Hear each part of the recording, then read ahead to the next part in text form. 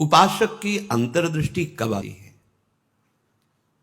सेवा, स्वाध्याय, सुमिरन, सत्संग, फिर अंतर्दृष्टि समाधि।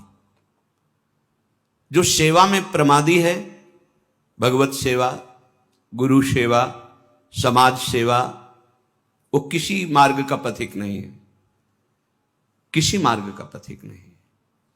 बड़े बड़े महापुरुष जो ब्रह्मबोध हो गए या भगवत तत्व में स्थित हो गए, उनको भी इस भगवत स्वरूप समाज की सेवा करनी ही पड़े।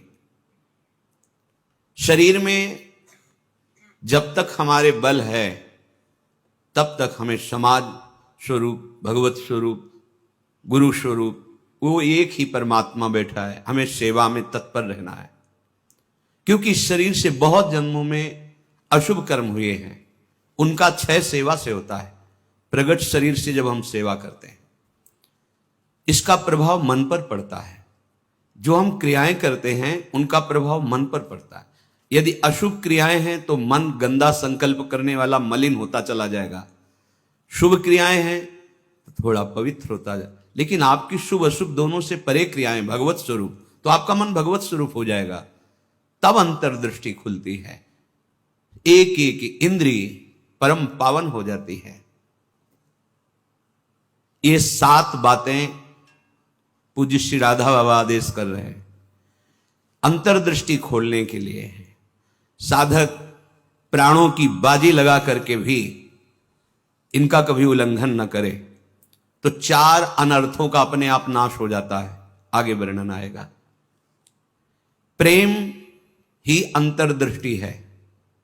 प्रेम नेत्र, हरिवंश नेत्र, हिय के नयन निहार, अंतर्दृष्टि, ये एक ही शब्द के बहुत से पर्यायवाची हैं।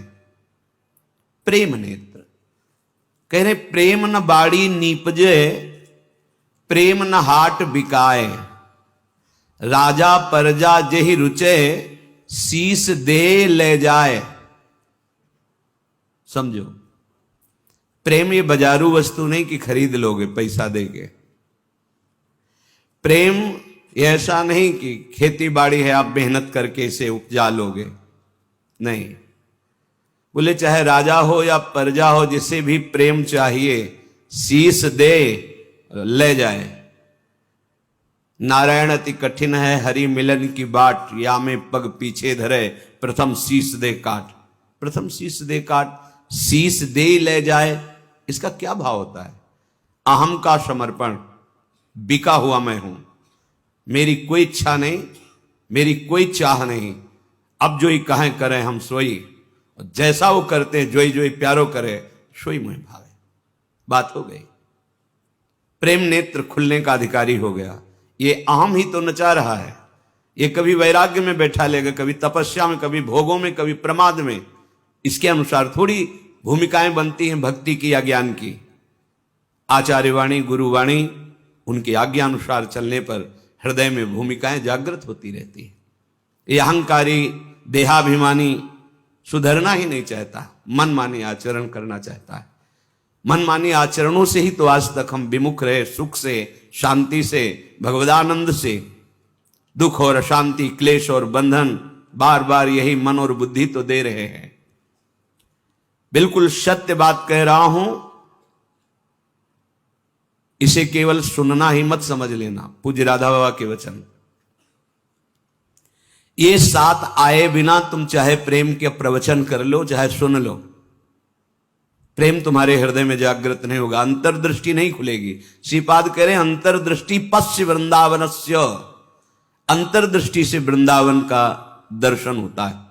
हमारी देखो बाहर नेत्र तो हैं पर त्रिगुणात्मिका माया के हैं। स्त्री दिखाई देती, पुरुष दिखाई देता है, जड़ दिखाई देता है, चैतन्य दिखाई देता है, अच्छा दिखाई देता है, बुरा दिखाई, ये कुछ नहीं। यहां सब चिदानंद वपु, प्रियाजू की सहचरियां और दिव्य एक पत्ते की कांति के बराबर भी महामहिम वैकुंठ नहीं है। ये वृंदावन है। वृंदावन द्युति पत्र की उपमा को कछु नाही, कोटि कोटि वैकुंठ हो तेसम कहे न जाए। क्यों कि एक एक पत्ते और फूल में मेरी लाडली जू का प्रतिबिंब पड़ता है। पत्र प्रसून बीच प्रतिबिंब ही नख सिख प्रिया जनावे। कहां? वैकुंठ में। वो सुख तो सखाओं को भी अच्छा नहीं लगा वैकुंठ का। फिर नित्य प्रिया प्रीतम के अंग सेवी सहचरी भाव अलग। तो वृंदावन अंतर्दृष्टि पश्य, जब तक भगवत साक्षात्कार नहीं हो जाता तब तक बहुत सावधान। इसके बाद सावधान रहने की जरूरत ही नहीं। जैसे मन सच्चिदानंद प्रभु का स्पर्श करेगा फिर इसको विषय सेवन की स्मृति ही नहीं रह जाती। उसे उपरति अवस्था कहते हैं। एक होती त्याग अवस्था, ये साधक करता है, विषयों के प्रति आकर्षण है पर भोगूंगा नहीं क्योंकि मुझे भगवत प्राप्ति करनी है। दूसरी होती वैराग्य अवस्था, भोगों का सानिध्य है, ये भी जानते हैं कि हां ये भोगने में मन बुद्धि कहते हैं कि सुखद है पर नहीं, वो राग रहित हो रहा है। और एक स्थिति आती है कि भोग सामग्री सानिध्य है, ये भोगने वाली चीज इसकी स्मृति खत्म। जैसे विष्ठा देख करके भोगने की खाने की इच्छा नहीं होगी, वमन देखकर खाने की इच्छा नहीं होगी, मलवत वमनवत विश्ववत, ऐसे यहां से लेके ब्रह्मलोक तक के भोगों का उसे त्याग हो जाता है, जिसे उपरति कहते हैं। भोग सामग्री है, भोगने की इच्छा ही नहीं है, ये बोध भी नहीं रहता कि ये भोगना चाहिए क्योंकि अखंड स्मृति जागृत हो गई आराध्य देव की। पहला, उपासक को शांत लक्षण धारण करना है। काम आ रहा है, क्रोध आ रहा है, कोई गाली दे रहा है, विक्षेप हो रहा है, प्रतिकूलता आ रही, अपमान, अनुकूलता आ रही, सम्मान। शांत का मतलब ना हर्ष न शोक, गंभीर, अंदर से गंभीर शांत। पहला लक्षण अंतर्दृष्टि खोलने के लिए सिद्धांत में भी वर्णन, शांति रव्यर्थ कालत्वम विरक्तिर्मान शून्यता। शांति, अपने प्रति कोई बार बार अपराध कर रहा है, शांत, न शरीर से दंड, न वाणी से दंड, न मन से दंड देने का संकल्प, क्योंकि सब में मेरा प्रभु विराजमान है। बिल्कुल ध्यान से बाबा ने कहा, ये बिल्कुल सत्य सत्य बात कह रहा हूं, प्राणपन से इन सातों बातों का निर्वाह करोगे तो अंतर्दृष्टि खुल जाएगी। प्रेम, यदि आप थोड़ा भी प्रमाद करेंगे तो इनको धारण नहीं कर पाएंगे। पहला ही है शांत, भाव देश में भी पहला है शांत। शांत दास्य सख्य वात्सल्य कांता सहचरी। शांत हमारे भगवान का स्वरूप है, शांताकारम, शांत। समझो, वाणी शांत, मन निसंकल्प, कोई चाह नहीं, स्थिति यहां पहुंचनी है। शांत का स्वरूप ये, न सोचते न कांक्षते, समः सर्वेषु भूतेषु मद भक्तिम लभते पराम। मेरी भक्ति का परम लाभ, पराभक्ति का स्वरूप ये, कोई चाह नहीं, कोई चिंता नहीं, कोई भय नहीं, कोई शोक नहीं, ब्रह्मभूता प्रसन्नात्मा, हर समय अखंड प्रसन्नता। देखो भक्त कैसा शांत होता है। परीक्षित जी महाराज गर्भ से ही भगवान के परम प्रिय भक्त हैं। भगवान ने गर्भ में ही रक्षा की। जब ये उत्तरा जी के गर्भ में थे, अश्वस्थामा ने ब्रह्मास्त्र संधान किया। कितनी बुद्धि बिगड़ गई थी। गर्भस्थ शिशु की हत्या सबसे बड़ा पाप होता है। भ्रूण हत्या, गर्भ हत्या, ये बहुत बड़े पापों में आता है। इतना बड़ा विद्वान क्रोध के वशीभूत होकर ब्रह्मास्त्र का संधान, ये पांडवों का वंश ही विनाश कर देंगे। उत्तरा ने किसी अन्य का आश्रय नहीं लिया। जैसे द्रौपदी जी से चूक हुई, पतियों का आश्रय, सभा में बैठे हुए महापुरुषों का आश्रय, भुजाओं का आश्रय, दांत का, उत्तरा ने नहीं। जे ही देखा कि जाजुल्यमान ब्रह्मास्त्र गर्भ नष्ट करने के लिए आ रहा है, हाथ उठाया और तुरंत भगवान का, हे करुणा निधान गोविंद, पूरा शब्द नहीं हुआ, भगवान गर्भ में ही प्रकाशित हो गए, आसपास गर्भ की रक्षा कर रहे हैं। परीक्षित जी गर्भ से ही भगवान के भक्त हैं। अधर्म का धन कोई भी हो बुद्धि भ्रष्ट कर देता है, बहुत इससे बचा जाता है। आप इससे समझिए अधर्म के धर्म का कितना प्रभाव होता है। जबरदस्ती बलात् राजाओं को जीत करके वैभव छीनना, यह स्वभाव था जरासंध का।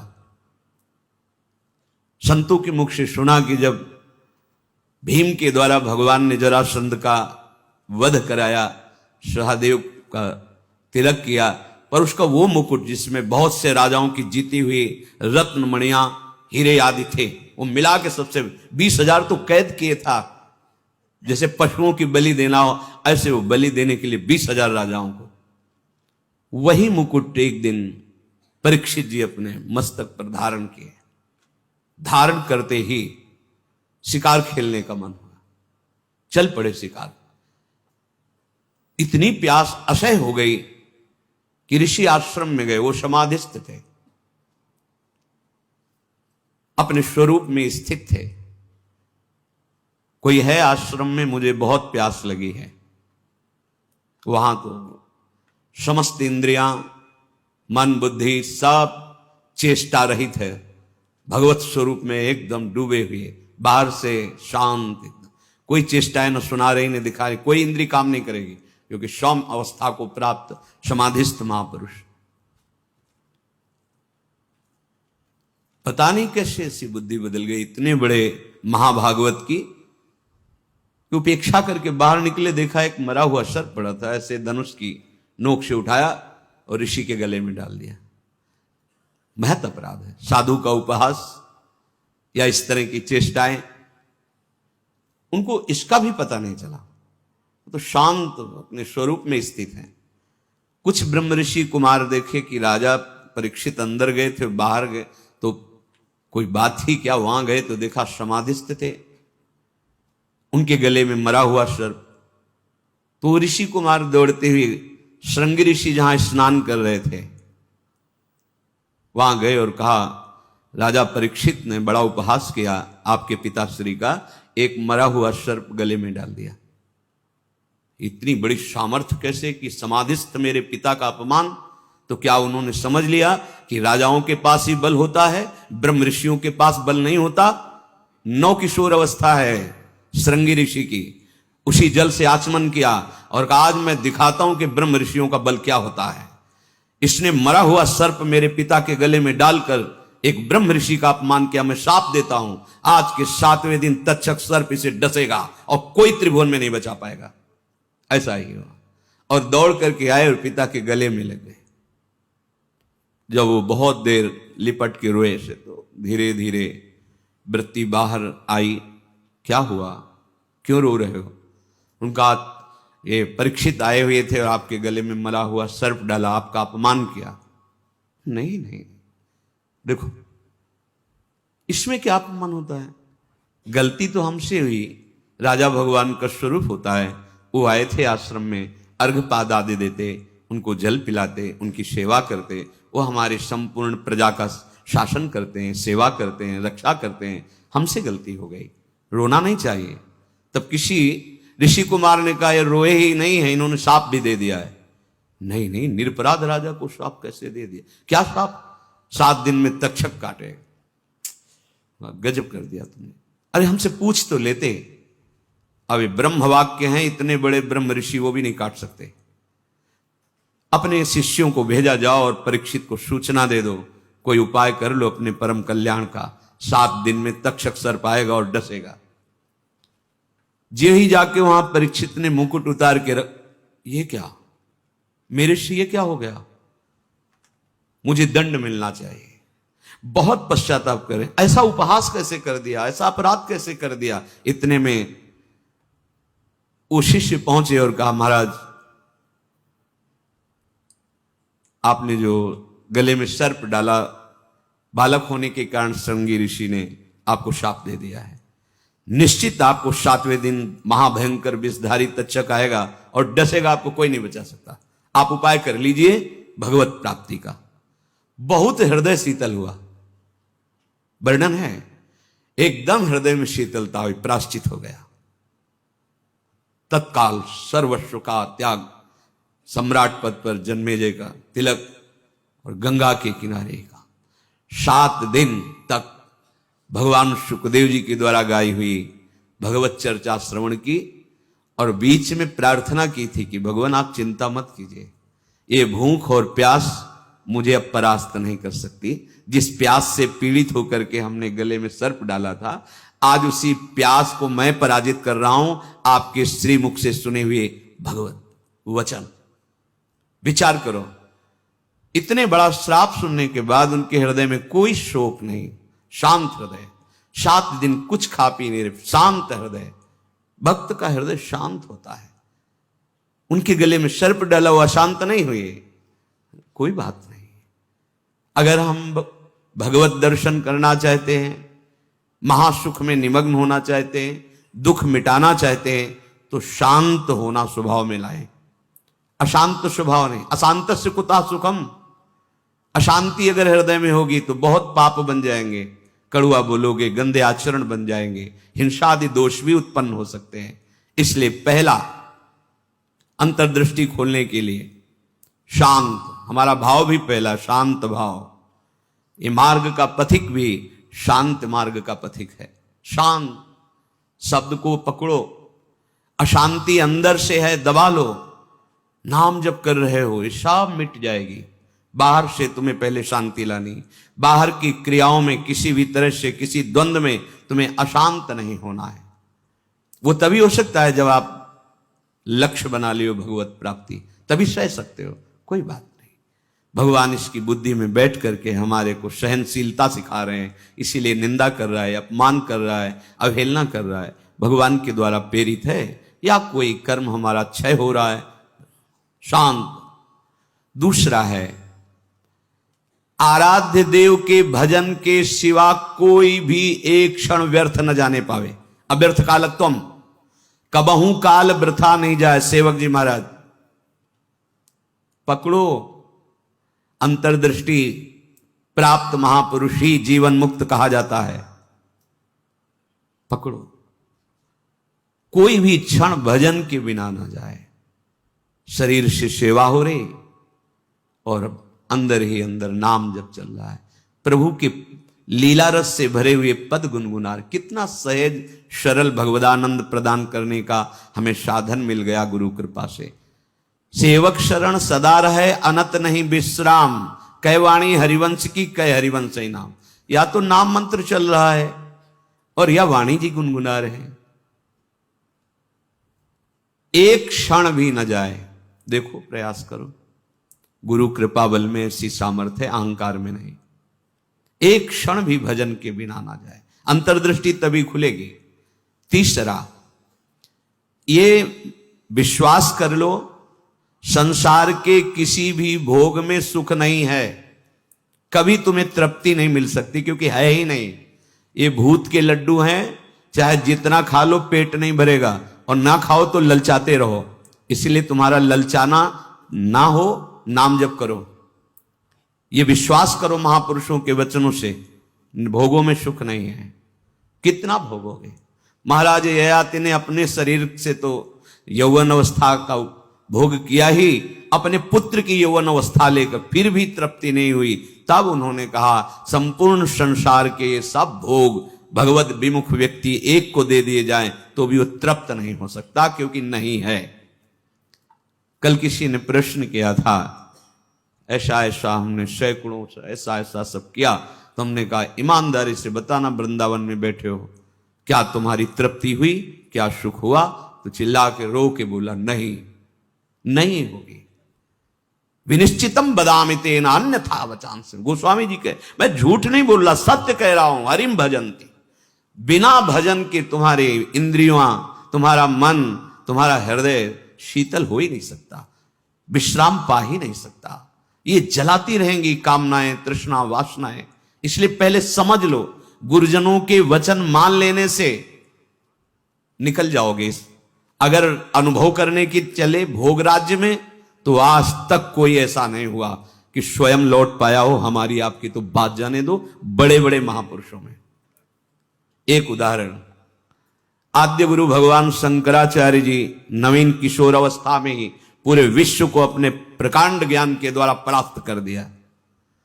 जब तीर्थराज प्रयाग पहुंचे, पूरे सन्यासियों का साथ में दल होता, मंडली होती, आगे भगवान शंकर साक्षात शंकराचार्यम, शंकरम शंकराचार्यम, ज्ञान का विशुद्ध स्वरूप, तेजों में दृष्टि पड़ते ही चरणों में झुक जाए, ऐसा तेज। मंडन मिश्र नाम के एक बड़े विद्वान थे, भगवान शंकराचार्य जी ने उनसे कहा सत्य को स्वीकार करो या तर्क।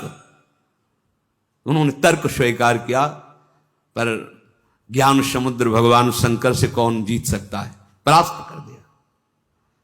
उनकी पत्नी बहुत विवेकवान बुद्धिमान थी, आई और प्रणाम किया और कहा प्रभु आप संपूर्ण विजय अभी नहीं प्राप्त किए, अर्धांग तो अभी बचा हुआ मैं भी हूं, मेरे प्रश्न का उत्तर दे दो तब हम दोनों परास्त माने जाएंगे। अभी तो आधे अंग को परास्त किया, आधा मैं हूं। बात सत्य है। बोलो, रति में स्त्री को सुख मिलता है या पुरुष को प्रधान सुख? अधिक सुख किसको मिलता है? बहुत प्रवीण थी, जानती थी, बाल योगी है, अनुभव शून्य। अगर ये कुछ बोलते हैं तो आपका अनुभव है ऐसा? क्योंकि सत्य विषय का तो अनुभव है, असत चेष्टाएं तो की ही नहीं, तो कैसे इनको अनुभव होगा? तो चुप हो जाएंगे। पूछा, मुस्कुरा दिए भगवान शंकराचार्य, समय चाहिए इसके लिए। हाँ देती हूं। एकांत हुए अपने सब संतों को लेकर और गुफा में कहा कि मैं शरीर छोड़ रहा हूं, ये सन्यासी शरीर है, महायोगी थे, मैं इसका अनुभव करके उसको बताऊंगा। आप हमारे शरीर को गुप्त रखना और ऐसी ऐसी पद्धति से सुरक्षित रखना, प्रकाशित ना होने पावे कि यह शरीर यहां है। ध्यान के द्वारा देखा कि एक राजा का शरीर छूटा है, अपना शरीर छोड़ा और वहां सौ रख करके विलाप हो रहा था। अचानक हरकत आ गई शरीर में, प्रवेश कर गए आद्य गुरु भगवान शंकराचार्य। इसके पहले अपने शिष्यों को बता गए थे मैं वहां उस शरीर में प्रवेश कर रहा हूं और भगवान हरि की माया बड़ी प्रचंड है, कहीं ऐसा ना हो कि उस वैभव सुख में राजी हो जाएं। तो एक मोह मुद्गल स्तोत्र की रचना करके दे दी थी, ये आके सभा में सुनाना तो ये सब ठीक हो जाएगा। आद्य गुरु भगवान शंकराचार्य ज्ञान समुद्र, वो कह रहे हैं कि कहीं ऐसे वैभव में, राज वैभव में बुद्धि राजी ना हो जाए, इसलिए मोह मुद्गल स्तोत्र, भज गोविंदम भज गोविंदम गोविंदम भज मूढ़मते, पूरा स्तोत्र है, ये सुनाना के राज दरबार में। जे ही हरकत हुई शरीर में, तो अब तो महान खुशी, नहीं राजा जीवित हो गए, बड़ा आनंद उत्सव मनाया गया। अब शरीर तो राजा का, लेकिन अंदर योगी, महायोगी, लौकिक चेष्टाओं का बिल्कुल ज्ञान नहीं। रानी बहुत बुद्धिमान थी, समझ गई कि राजा तो पधार गए हैं, इनके शरीर में किसी योगी का आवेश हुआ है। कोई योगी तो क्या, हमारे राजा ही तो है ना। उसने गुप्तचरों को आदेश किया कहीं भी किसी योगी का शरीर दिखाई दे तो उसको तत्काल नष्ट कर दिया जाए। पहले ही भगवान शंकराचार्य जी ने गुप्त रख लिया था, पर बता दिया था सुरक्षित रखना। सारी चेष्टाएं उनको सिखाई रानी ने। वास्तविक काफी समय हो गया, शिष्य इंतजार करते रहे, भगवान शंकराचार्य जी वापस ही नहीं हुए।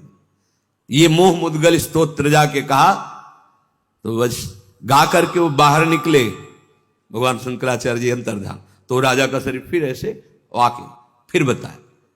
तो भोगों में और योग में दोनों के अनुभव करके बड़े बड़े महापुरुषों ने देखा, केवल भ्रम, कहीं कोई सुख नहीं। हम महापुरुषों के वचनों को माने, अनुभव करने के लिए ना चले। अनुभव करने के लिए जब गए तो आद्य गुरु भगवान शंकराचार्य भी अपने शिष्यों को मोह मुद्गल प्रहार करके मोह का नाश करना, क्योंकि उस शरीर में जाने पर हो सकता है मोह बद्ध कर, ये भगवान की प्रचंड माया है। तो गुरु वचनों को मान लो, शास्त्र वचनों को मान लो, अनुभव करने गए तो फिर फंस जाओगे। वो तो समर्थ भगवान है, लीला करके दिखा रहे हैं, अपने इतनी सामर्थ्य नहीं कि भोगों का अनुभव करके फिर उनका त्याग करके भगवत मार्ग में चले। जब भगवान शिव मोहिनी रूप को हृदय से लगाया, फिर आवेश हटा माया का, तब भगवान हरि ने कहा कि प्रभु केवल आप ही हैं कि मेरी माया का आकर्षण, फिर अपने स्वरूप में स्थित हो गए। दूसरा इस सृष्टि में नहीं है, सृष्टि में नहीं, ऐसी प्रचंड माया भगवान की है। इसलिए पूज्य राधा बाबा कह रहे हैं, उपासक तीसरा नंबर है, समस्त भोगों में कोई सुख नहीं है, ये मान लो। केवल शरीर यात्रा के लिए या अपनी धर्म पूर्ति के लिए, आप गृहस्थ में हैं तो धर्म पूर्ति के लिए, संतानोत्पत्ति के लिए वो आज्ञा शास्त्र की है, वो निष्पाप क्रिया है, वो आपको आगे बढ़ाएगी।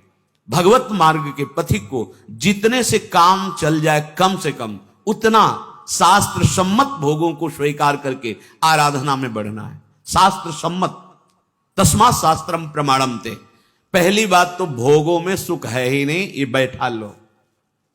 जितने से प्राण पोषण उतना अन्न डाल लिया, जितने से शरीर ढक जाए उतना वस्त्र धारण कर लिया। निरंतर निरंतर शांत और निरंतर, एक क्षण का अंतर न पड़े ऐसा भजन, और भोगों में सुख बिल्कुल नहीं है ऐसा। जैसे कोई दुर्गंध युक्त स्थान हो तो हम नाक बंद करके चलेंगे क्योंकि बड़ी दुर्गंध है। कोई मल बमन आदि पड़ा हो तो उस दृष्टि नहीं डालेंगे। ऐसे भगवत मार्ग में चलने वाले पथिक की दृष्टि बड़े से बड़े आकर्षणकारी भोगों के प्रति होती है, ध्यान रखना। रमा विलास राम अनुरागी तजत बमन जिम जन बड़भाग, वो देखेगा भी नहीं। ऐसे अगर आप किसी भी दृश्य को प्रियता से देखते हैं मोबाइल में, या ऐसे छुप के देख रहे हैं, भाई सामने तो देख नहीं सकते तो किसी ऐसी जगह खड़े जहां से शरीरों का आकर्षण देख रहे हैं, अपने आप का नाश कर रहे हैं, वो संस्कार बन रहे, तुम्हें गिराएंगे, यहां नहीं तो कहीं गिरा देंगे, आज नहीं तो कल गिरा देंगे। बहुत सावधान। ये तीसरा है, किसी भी भोगाकर्षण से हम प्रभावित ना हो। जब दूसरा चलेगा तो तीसरा ही आ जाएगा। निरंतर भजन और ये सावधानी, निश्चित निश्चित। हमें अच्छा लगा जब उससे पूछा, वो खुद वर्णन कर रहा था ऐसा ऐसा ऐसा। हम कहा क्यों गंदी बातें सुने, पर इसलिए कि इससे लाखों लोगों का भाव शुद्ध हो सकता है। उससे पूछा तुम्हें क्या मिला, सुख मिला? तो उसने कहा नहीं, और रो पड़ा चिल्ला के। बस मान लो ये बात, इन गंदे चेष्टाओं में कभी सुख नहीं, कहीं सुख नहीं। केवल तुम मृत्यु का वर्ण कर रहे हो, अपनी जीवन को नष्ट कर रहे हो। शास्त्र सम्मत भोग वैराग्य प्रदान करके मोक्ष प्रदान करते, धर्म अर्थ काम मोक्ष। अगर आप मनमानी आचरण करेंगे, मनोरंजन करेंगे, तो आप कोई भी हो, कहीं भी हो, नष्ट हो जाएंगे। ये संत महापुरुष जन, इनकी वाणी एक जैसे मां दुलार करके डांटती है, ऐसे अनंत दुलार लेकर आपसे कह रहे हैं। आपकी निंदा करना उद्देश्य थोड़ी है, आपको अवगुणी साबित करना उद्देश्य नहीं, आपके हृदय को चोट पहुंचाना उद्देश्य नहीं, पर आपके हृदय को महान बनाना और दुर्गुणों से, दुर्विचारों से, दुष्कर्मों से मुक्त करा के महासुख में निमग्न करना, इस संतों की वाणी का पावर है, ये उसकी सामर्थ्य है। आप उसे कटु वचन न माने, उपहास या अवहेलना न माने। जैसे हम चाहे जो रोग हो डॉक्टर के सामने पेश करते हैं, ऐसे ही बड़ी कृपा है उनके ऊपर जो अपने अवगुणों को अवगुण मान रहे हैं और उनसे दूर होना चाहते हैं। ये कोई आश्चर्य में बात नहीं, क्योंकि भगवती माया बहुत बलवती है। भगवत विमुख कुछ भी करा सकती माया। जो भगवान नाम जापक वहां होश में रहती माया, क्योंकि वो स्वामी का नाम जप कर रहा है और प्रभु की शरण में है।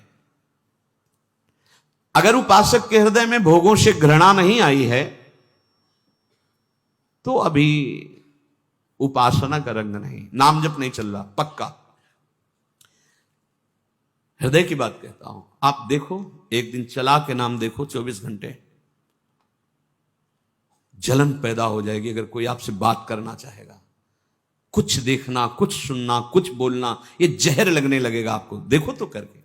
अब आप मनोरंजन में लगे हो, किसी तरह समय कट रहा है, खाया पिया मौज मस्ती, ये जीवन ऐसे व्यतीत करने लायक नहीं। बड़ा दिव्य जीवन है। मानव देह पशुवत थोड़ी आचरण करना है। दिव्य दैवी सद्गुणों से युक्त होकर आप चाहो नारायण बन सकते हो, आप साकेतपुर जा सकते हो, आप शिव स्वरूप कैलाश में जा सकते हो। आप जो भाव चाहें दिव्य भाव में। ये जन्म मरण का दुख भोगते भोगते तुम्हें ऊबना नहीं आया। एक संकट कोई निवृत्त करने के लिए मारा घूमता है, यहां चले जाएं, वहां चले जाएं, और नाम गरज रहा है हर दुखों को मिटाने के लिए। कहीं जाने की जरूरत नहीं। राम कृष्ण हरि जो नाम प्रिय, राधा राधा राधा, सर्व मंगल होता चला जाएगा। बार बार इसीलिए कह रहे हैं, नाम जपत मंगल दिशि दसहु। कहीं भी जाओगे तुम्हारा मंगल ही होगा, नाम चल रहा है। नहीं, ये भोगा शक्ति बहुत ही प्रबल है, विचार करने का अवसर नहीं देती, भ्रष्ट कर देती है। नाम चल रहा है, इसकी ताकत नहीं कि गिरा सके। चौथी बात, मन में अपने अंदर मान का बिल्कुल भी प्रभाव ना रह जाए। अंतर्दृष्टि खुलने के लिए पहला शांत, दूसरा निरंतर भजन, तीसरा भोगों में सुख नहीं है, दृढ़ बुद्धि, भोगों से घृणा, चौथी बात अपने अंदर मान न रह जाए। अगर मान है तो परम पद में आरूढ़ होने के लिए सबसे पहला त्याग इसी का किया गया है, निर्मान मोहा जित संग दोषा। पहले मान रहित, सबहि मान प्रद आप अमानी। मान अगर है तो फिर परमार्थ मार्ग का पथिक, और संसार में मान के लिए ही सब कुछ किया जाता है, और परमार्थ मार्ग इससे उल्टा है, मान की धज्जियां उड़ा दी जाती हैं। सम्मानम कलयाति घोर गरलम, ये घोर हलाहल विष है।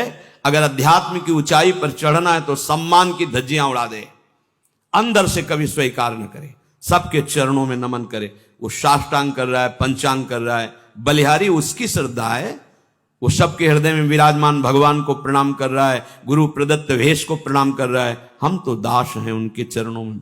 सम्मान स्वीकार करना, ऐसा अधिकार केवल भगवान को या भगवत प्राप्त महापुरुष को, ये अधिकार है अपने जैसे दासों का। बस कोई प्रणाम करे तो नम्र होके प्रणाम, अगर वो कर रहा है तो गुरु प्रदत्त वेश को, हृदय में विराजमान प्रभु को कर रहा है, अपने को नहीं।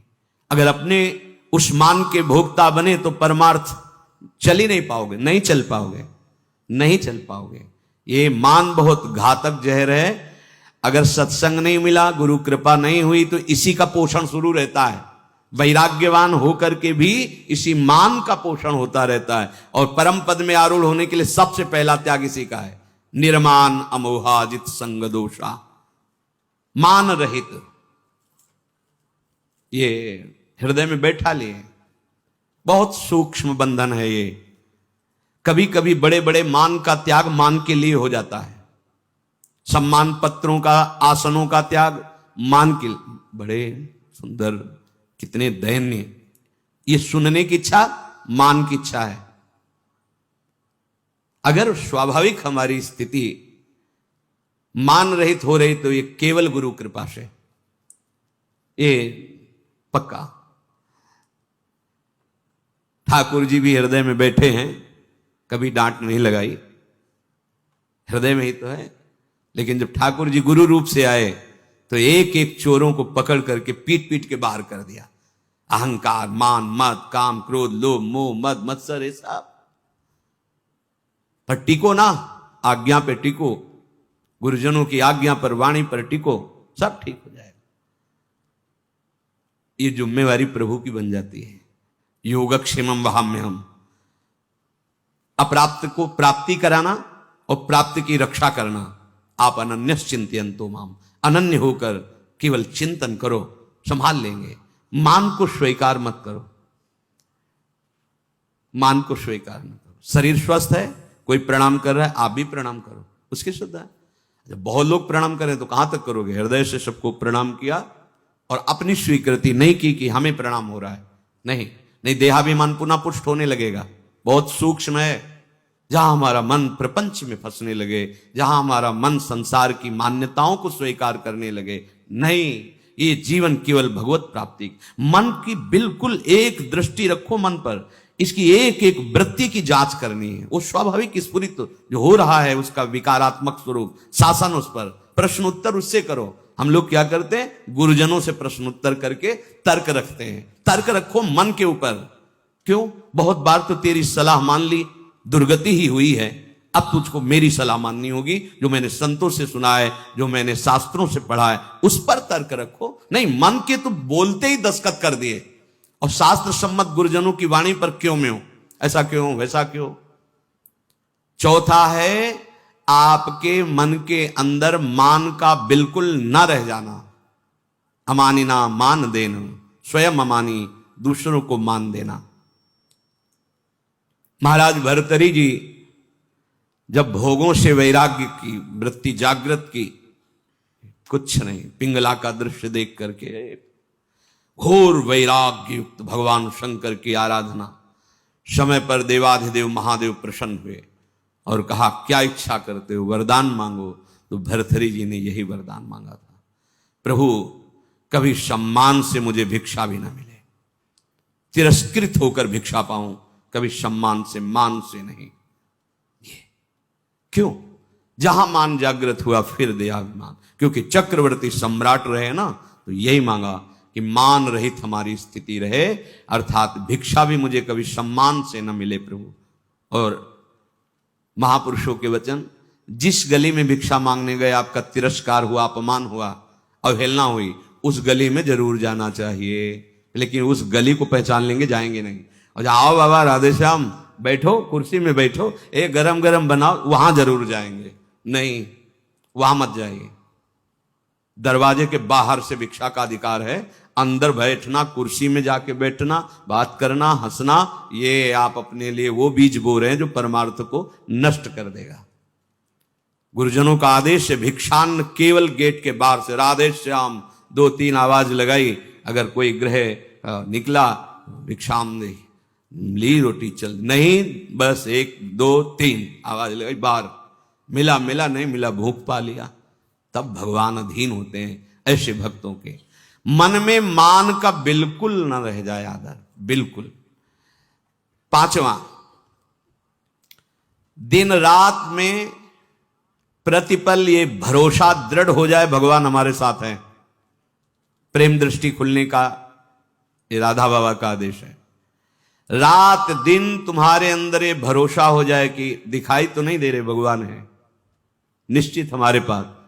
हमारी वाणी जी कहती है, नाम वाणी जहां श्याम श्यामा तहां। नाम चल रहा है तो तुम्हें दिखाई देंगे आगे चलकर, अभी पहले पाप नष्ट होने दो, अनर्थ की निवृत्ति होने दो, फिर देख लेना। पर तुम्हें ये विश्वास करना है आज सुन के, हर समय भगवान हमारे पास हैं, हमारे आराध्य देव हमारे पास हैं, हमारे पास हैं, और निश्चित वो मुझे मिलेंगे। 5वां है, निश्चित मुझे मिलेंगे, वो हमारे आसपास ही हैं, वो हमें देख रहे हैं। विश्वास करो, हमारे आराध्य देव आसपास हैं, मुझे देख रहे हैं, और मैं उन्हें जरूर देखूंगा, अर्थात निश्चित भगवत साक्षात्कार होगा। 6, माला संख्या पूरी करने वाली यहां बात नहीं है, वो तो प्रारंभ की होती है। यहां बात है कि प्राण छूट जा सकते हैं लेकिन भजन नहीं छूट सकता, ऐसी दृढ़ता पूर्वक भजन। दूसरा था निरंतर भजन, अब इसमें दृढ़ता पूर्वक भजन। दृढ़ता इसलिए 6 नंबर मानो उसी की व्याख्या का रखा है। कोई प्रलोभन आ सकता है जो आपके भजन को रोक सके, क्योंकि माया बहुत बलवती है।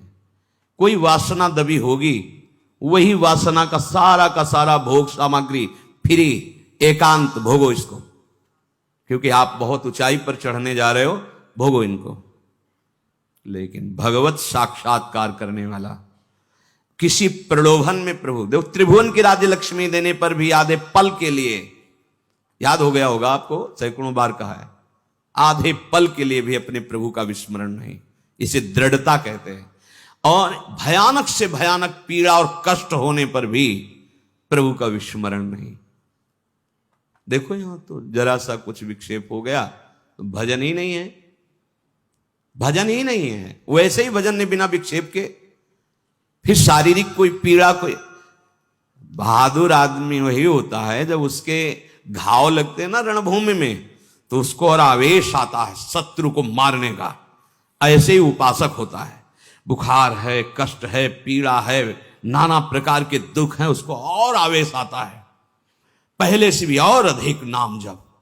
ये जीतने का मार्ग है, हारने का नहीं। जीतो, हर विषय को रौंदो, हर विक्षेप को रौंद दो नाम बल से। भजन नहीं छूट, नहीं मन लग रहा चिल्लाओ राधा राधा राधा राधा राधा। ऐसे अगर तुम मन फंसा लेगा, जान गया कि जरा सा दुख दो भजन छोड़ देगा, नहीं। बाबा कह रहे हैं ऐसा भजन, पहले तो निरंतर भजन का आदेश दिया, ऐसा भजन जिसमें इतनी दृढ़ता कि चाहे प्राण चले जाएं, संख्या वाली बात हम नहीं रह गई, चाहे प्राण छूट जाएं तो वही बात अलग। जैसे एक जगह महापुरुषों के वचन सुने थे, या तो गाढ़ नींद में हो तो तुम्हारी बात अलग, और या मृत्यु में मूर्छा में हो तो तुम्हारी बात अलग। नहीं, अगर चेतना है तो नाम नहीं छूटेगा, चेतना है तो नाम नहीं छूटने देंगे। ये थोड़े दिन तुम्हें कठिन लगता है, जहां अभ्यास हुआ, मस्त हो जाओगे, देख लेना, निहाल हो जाओगे। ऐसी बातें कोई प्रयास नहीं करना पड़ेगा। जैसे पलक झपकने का प्रयास आप नहीं कर रहे, जैसे दिल धड़कने का आप प्रयास नहीं कर रहे, जैसे श्वास प्रश्वास में आप कोई प्रयास नहीं कर रहे, ऐसे। और जहां भजन शुरू हुआ तो जैसे भोजन आप करते हो पचा लीवर देता है, ऐसे नाम आप जब करो सारे दुख नष्ट कर देगा, नाम पचा देगा, सारे कर्मों को भस्म कर देगा। दृढ़ता, अभी हमारे अंदर दृढ़ता नहीं, थोड़ा सा व्यवहार, थोड़ा सा सम्मान, थोड़ी सी प्रतिकूलता, अपमान, भजन छुड़वा देगा। देख लो, ऐसी दृढ़ता की प्राण निकलने की भी बात हो तो राधा राधा राधा, नाम नहीं छूट सकता। सातवां, जहां भगवान की लीलाएं हुई उनमें अत्यंत आसक्ति हो जाना। ये ब्रज 84 कोश भगवत लीला क्षेत्र है, इसमें आसक्त हो जाना। भले आप नहीं रह पा रहे हैं, लेकिन आप कहीं भी हो, आश्रय इधर हो वृंदावन। जब आपको छुट्टी मिली भागे वृंदावन, एक दिन ही सही परिक्रमा लगाई, दर्शन किया, सत्संग किया। भगवत लीला स्थलियों में आसक्ति, आसक्ति का मतलब होता है फिर और कहीं जाने की इच्छा नहीं होगी। जैसे विदेश में गया हुआ आदमी छुट्टी पाया तो अपने देश जा, तो अपने घर की बात सोचे, घर जाना है, ये हमारा घर है वृंदावन। हम भूल से माया में अनेक संबंध स्थापित करते हुए भटक रहे हैं। आ जाओ, हरि और किशोरी जो ललिता विशाखादि सखियां, दिव्य वृंदावन, ये हमारा घर और ये हमारे घर के जन है। आए मिले परिवार आपने, हरि हंस कंठ लगायो, भाग बड़ो वृंदावन पायो। ये 7 बातें जब कोई धारण करता है और 4 विघ्नों से बच जाता है तो उसके हृदय में अंतर्दृष्टि प्रकाशित हो जाती है। ये 4 दुष्कृत हैं, अनर्थ, ध्यान से सुनना। ये 7 बातें स्वीकार करनी है और इन 4 बातों से बचना है। पहला है दुष्कृत जात अनर्थ। पूज्य श्री राधा बाबा, पूर्व जीवन में जो हमसे पाप हुए हैं, बड़े बड़े बुरे कर्म हुए हैं पूर्व में, लाखों अनंतों जन्मों का बात आ गई। अभी अज्ञानी जीव ऐसे तर्क करते हैं, कौन जाने पीछे कर्म हुआ है कि नहीं। अभी नया बच्चा जो प्रकट हुआ है वो किसी विद्यालय में तो नहीं गया कि शिक्षा दी गई हो। आप ऐसे करो, वो भयभीत हो जाए, मतलब जानता है भय का क्षेत्र है। मां जब दुग्ध तो पीने लगता है, इसका मतलब ये पूर्वाभ्यासी है, इसका दुलार करो, ऐसे पुचकारो, वो किला, इसका मतलब है जानता है इसे प्यार कहते हैं और ये इसको प्रहार कहते हैं। वो बड़ा पुरातन है, कपड़ा नया बदला हुआ है, अभी जीव नया है। कर्म भोग जब होते हैं, कई प्रश्न करते हैं कि अभी तो 10 वर्ष का बालक था, उसने इतना बड़ा पाप क्या किया, ऐसा। तुम क्या जानते हो? कपड़ा 10 वर्ष का है लेकिन पहनने वाला बहुत पुरातन है, वो भगवान का अंश है, न जाने कितने शरीरों का त्याग करते हुए पाप कर्म किए, तो वो उसको दंड मिल रहा है। महापुरुषों के वचन, ये अज्ञानी जनों के ऐसे तर्क होते, कैसे उनको समझाए। कह रहे हैं कि जो तुमने पूर्व जीवनों में पाप कर्म किए हैं, अब तुम भजन में लग रहे हो, तुम्हारा अंतिम जन्म का निर्णय है कि मैं भगवत प्राप्त हो जाऊं, अब वहां से हिसाब फटाफट होगा। वो संस्कार मन पे आएंगे, तन पे आएंगे, शांत नाम जप बढ़ाते जाओ। जो भोग जितना, वो बहुत कम करके भोगवा रहे हैं भगवान, बहुत कम करके। अगर तुम्हें अपने सारे कर्मों का भोग भोगना पड़े तो हजारों करोड़ों जन्म बार बार लो और बार बार भोगो तो भी निपटना मुश्किल हो जाएगा, इतना स्टॉक है। अब इसी जन्म में थोड़ा थोड़ा करके भुगा करके अपने पास बुला लेते हैं। अत्यंत कृपा है। जो भी दुष्कृत जात अनर्थ तुम्हारे जीवन में आएगा, 2 प्रकार से, एक दंड रूप से आएगा और एक आएगा पाप कर्म कराने की प्रेरणा रूप से। ध्यान दीजिए, एक को तो भोग लेना है दंड को, दूसरा आएगा मन में बैठ करके पाप कर्म कराने की प्रेरणा देगा, पाप कर्म कराने की सुविधा देगा। अगर दूसरे को भोग लिया तो आगे फिर योनि बनने का, किसी योनि में जाने का आपने हिसाब तैयार कर लिया। समझ लीजिए, धर्म पूर्वक भोग स्वीकार की आज्ञा है। अधर्म पूर्वक जो हमारे कृत्य हुए हैं वो 2 प्रकार का प्रभाव डालेंगे। पूज्य श्री राधा बाबा कह रहे, एक तो ये दंड रूप से, जैसे कोई रोग आ जाना, कोई अपमानित कर रहा है, कोई निंदा कर रहा है, आदि आदि, बड़ा तिरस्कार हो रहा, शांत, तुम्हारे पाप नष्ट हो रहे। एक आता है मन में, ये अंतर का है, इतनी गंदी वासना और उसी वासना के अनुसार सुविधा, वही भोग तुम्हें मिलेगा जो तुम्हारे अंदर वासना बढ़ी हुई है। बिल्कुल नहीं, अगर त्रुटि कर दी गए, ये भारी अनर्थ पैदा कर दे। प्रायः चलन चलन सब कोई कहे, बिरला पहुंचे कोई, एक कंचन एक कामनी दुर्लभ घाटी दोए। बहुत सावधान। ये बार बार आपको भजन करते समय बुरे कर्मों की स्फुरणा बुराई की तरफ घसीटेगी। 1 मिनट के लिए इससे छोड़ दो, नाम जप साधन सब चलो, 1 मिनट बस हो स्फुरणा स्वरूप संसार की, बड़ा गजब है। 1 मिनट के लिए भी इसे चैन नहीं है, जरा सा छूट पाई भागा संसार में, कोई न कोई पूर्व देखे हुए दृश्य, सोची हुई बातें सामने लगे, इसको अवसर, तभी इसलिए दृढ़ता पूर्वक भजन, पूरा ध्यान रहे इस पहले अनर्थ से हटने के लिए। अगर हमें शारीरिक कोई दुख मिल रहा है, बाहरी व्यवहारिक दुख मिल रहा है, मुझे भगवान से प्रश्न नहीं करना, वो सर्वज्ञ हैं, उन्होंने जानबूझ करके हमारे कर्मों का नाश करने के लिए ये विधान रचा है। मस्ती में भोग लो। आप कहोगे दुख मस्ती, हाँ, मस्ती तो उसी को कहते हैं जो निंदा अपमान तिरस्कार और दुख को सह के निकल जाए, उसे मस्ती कहते हैं। मूर्खता को मस्ती थोड़ी कहते हैं कि आप मदिरा पिए हो, दंडता कर रहे हो, पापाचरण, बोले बहुत मौज और मस्ती है, ये बहुत हिसाब गहरा पड़ेगा, सह नहीं पाओगे। मस्ती तो उसी को कहते हैं, भारी से भारी अपमान तिरस्कार दुख सह गए और निकल गए, भगवत मार्ग में आगे बढ़ गए, बलिहारी उस चरणों की, उस महात्मा की, उस साधक की, जो ऐसे उसे मस्त कहते हैं। वाह वाह रे फकीरा वाह जी, धन्य है तू, निकल गया माया को रौंद के। तो फकीर का मतलब केवल वेश से नहीं है, अंतर से है। सबको भगवत प्राप्ति करने का अधिकार है, सब महात्मा हो सकते हैं, चाहे जिस वेश में हो, बस आचरणों को सुधार करके स्थिति को लाओ। स्थिति प्रज्ञ को महात्मा कहते हैं।